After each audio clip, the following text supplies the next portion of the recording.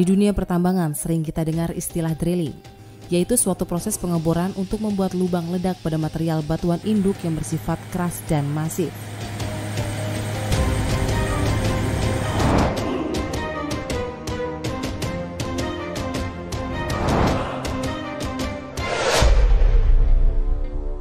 Seperti halnya yang dilakukan pada area penambangan batu bara. Dalam melakukan proses drilling di area penambangan, ada beberapa faktor penunjang yang harus dipatuhi dan dilaksanakan agar tercipta kondisi kerja yang aman dan baik sesuai dengan standar SOP. Adapun faktor penunjang yang berkaitan dengan prosedur drilling tersebut, yaitu proses preparasi lokasi drilling, prosedur traveling drilling, prosedur pencegahan rod bengkok, dan prosedur pengoboran di area free face.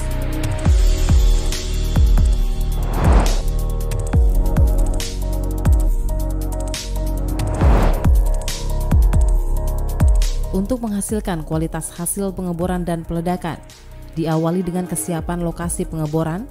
Standar lokasi pengeboran dinilai melalui Drill Preparation Index. Adapun parameter yang harus dipenuhi yaitu kebersihan dan kerataan lokasi, tanggul barikade dan pita demarkasi, sistem drainase, akses lokasi dan tempat parkir sarana LV.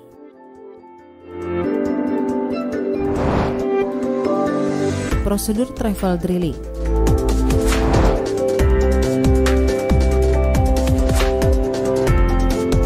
Sebelum melakukan prosedur travel drilling, unit drilling harus dilengkapi dengan perlengkapan standar travel seperti seat belt, operator seat yang dapat rotate 90 derajat, serta kaca spion kiri dan kanan, radio komunikasi, dan dianjurkan terdapat kamera di depan radiator. Operator duduk pada operator seat, memakai seat belt, dan melakukan rotation 90 derajat berlawanan jarum jam sehingga posisi badan menghadap sisi mas atau table deck. Pandangan ke arah kabin dan spion kanan kiri. Posisi tangan kanan memegang handle control valve travel motor. Penambahan lampu penerangan akan sangat membantu visibility operator saat melakukan travel di malam hari. Unit drilling wajib bergerak ke arah kabin. Dilarang bergerak ke arah radiator saat travel. Unit drilling wajib dikawal pada saat melakukan travel di luar lokasi pengeboran menggunakan sarana LV. Jarak antara unit pengawal dan unit drilling adalah kurang lebih 20 meter. Sarana pengawal menginformasikan kepada seluruh pengguna jalan agar menjaga jarak dan berkomunikasi dua arah dengan unit lain apabila akan dilakukan proses overtaking. Informasi bagi pengguna radio channel 3 HW, ada satu kali pengawalan unit drilling 111. Jaga jaraknya, hati-hati.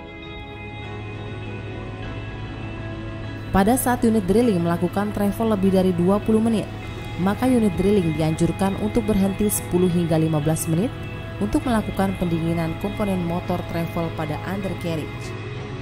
Apabila unit drilling melakukan travel menggunakan lowboy, pastikan proses menaiki lowboy dipandu oleh pengawas. Gunakan gundukan atau tanggul untuk melandaikan dan memudahkan unit drilling menaiki dan menuruni lowboy sehingga meminimalisir terjadinya crack pada machinery deck unit drilling. Posisi kabin drilling tepat berada di belakang kabin unit lowboy.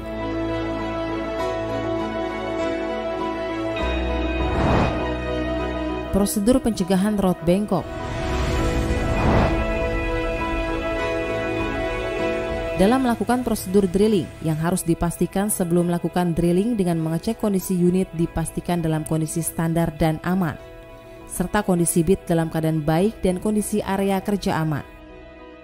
Pada proses awal melakukan pengeboran, operator unit drill wajib melaksanakan proses collaring atau pembentukan lubang baru sampai kedalaman 1 meter dengan pemakaian pull down dan rotation disesuaikan dengan kondisi material. Dilarang merubah posisi jack saat rod masih di dalam lubang, karena menaikkan dan menurunkan jack pada saat proses pengeboran akan mengakibatkan bengkok atau bending pada rod, serta harus dipastikan rod sepenuhnya tercabut dari dalam lubang sebelum menaikkan jack dan travel antar lubang. Terdiri dari serat nilon di bagian dalam, selubung plastik di bagian tengah, dan anyaman tekstil dari benang sintetis yang berwarna pada bagian luarnya. Kekuatan sumbu ledak ditentukan oleh jumlah PETN per meter. Untuk tujuan peledakan di pertambangan, dipakai sumbu ledak peledakan di tambang terbuka Sumbu ledak sebaiknya ditimbun terlebih dahulu dengan tanah atau serbuk bor untuk mengurangi kerasnya suara ledakan. Beragam cara menyambung sumbu ledak dan kunci keberhasilannya terletak pada kekuatan sambungannya itu sendiri. Atau model seperti delay relay connector. Cara penyambungan MS connector dengan sumbu ledak adalah dengan menyisipkan sumbu ledak pada masing blok MS connector seperti ini. Bagaimana proses MS connector meledak?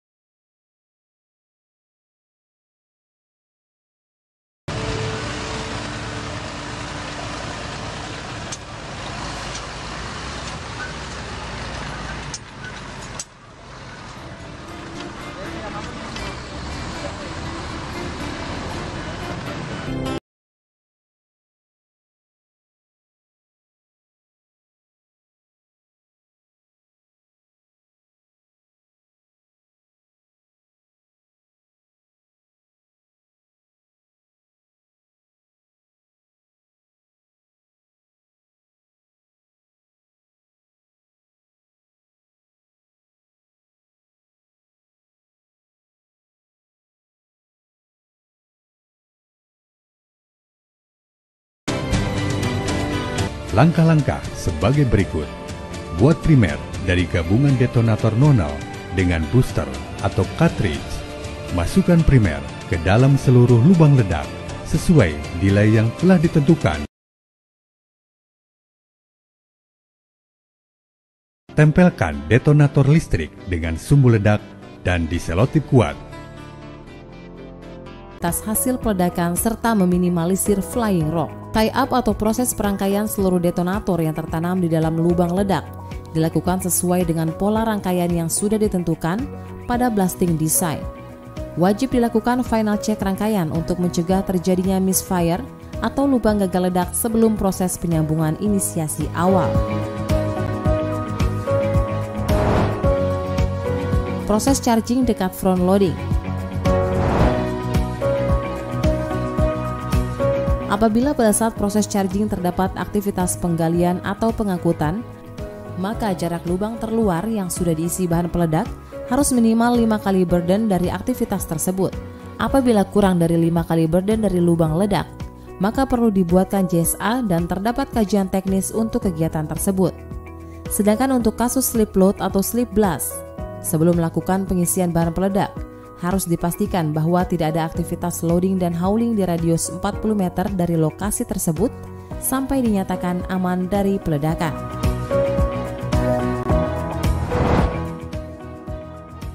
Proses firing.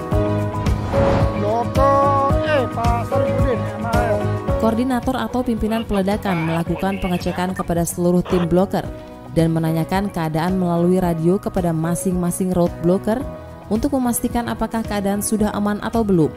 Jika kondisi belum dinyatakan aman, maka koordinator peledakan menginstruksikan kepada orang atau alat untuk segera melakukan evakuasi.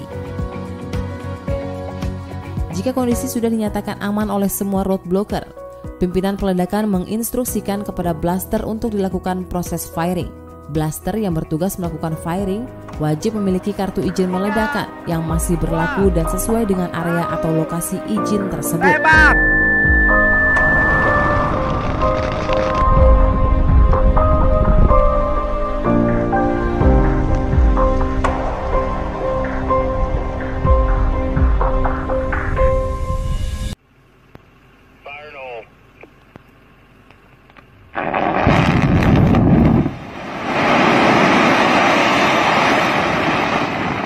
Oh my God. 5, 4, 3, 2, 1, fire in the hole.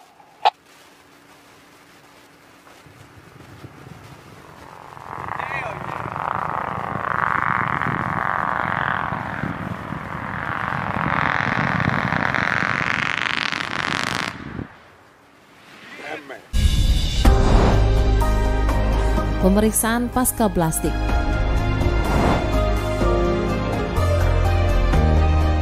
Pemeriksaan setelah peledakan dilakukan setelah asap dari hasil peledakan hilang. Pemeriksaan ini biasanya dilakukan oleh 2 orang dengan tujuan untuk mengetahui apakah dijumpai peledakan yang gagal atau misfire. Jika semua telah meledak dengan baik dan kawasan peledakan aman, maka akan dilaporkan kepada koordinator peledakan. Lalu koordinator akan memberi aba-aba lagi bahwa peledakan telah berakhir dan operasi penambangan dapat dilanjutkan kembali.